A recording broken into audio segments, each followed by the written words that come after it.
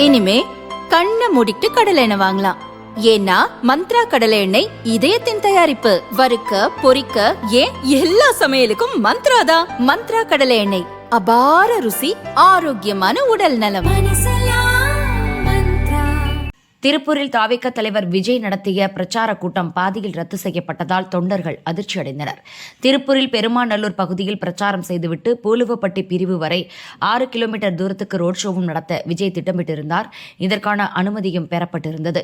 இதற்காக சென்னையிலிருந்து கோவை வரை தனி விமானத்தில் சென்ற விஜய் கோவையிலிருந்து திருப்பூருக்கு பிரச்சார வேனில் பயணித்தார். அவினாசி ரோட்டில் வழிநெடுக திரண்டிருந்த தொண்டர்களை சந்தித்தபடி விஜய் திருப்பூர் சென்றார். அங்காங்கே பல இடங்களில் விஜய் வேனை மறித்து தொண்டர்கள் ஆரவாரம் செய்தனர். நிறைய பேர் விஜய் வேனை பின் தொடர்ந்ததால் பல இடங்களில் டிராபிக் ஆனது. இதனால் விஜய் பெருமாநல்லூர் வருவதற்கே தாமதமாகிவிட்டது. இதற்கிடையே விஜய்க்காக காத்திருந்த தொண்டர்கள் பலர் மயங்கி விழுந்தனர். பெண்கள் உட்பட 10க்கும் மேற்பட்டோர் மயங்கியதால் பதற்றம் நிலவியது. தாமதமாக பெருமாநல்லூர் வந்த விஜய் தொண்டர்கள் மத்தியில் பேசினார். திமுகவை விமர்சித்து பேசுவதும் புதிய அறிவிப்புகள் வெளியிடுவதும் அவரது வழக்கம்.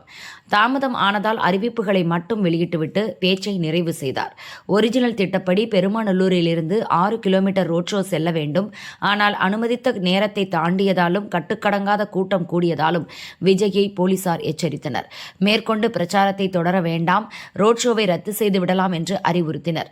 அதை ஏற்றுதான் பெருமாநல்லூர் டு பூலுவப்பட்டி வரையிலான 6 கிலோமீட்டர் ரோட் ஷோவை விஜய் ரத்து செய்தார். உடனடியாக கோவை ஏர்போர்ட் திரும்பி தனி விமானத்தில் சென்னை புறப்பட்டார். வெயிலையும் பொருட்படுத்தாமல் விஜயை பார்க்க நீண்ட நேரமாக காத்திருந்த தொண்டர்களும் மக்களும் பெரும் ஏமாற்றமடைந்தனர்.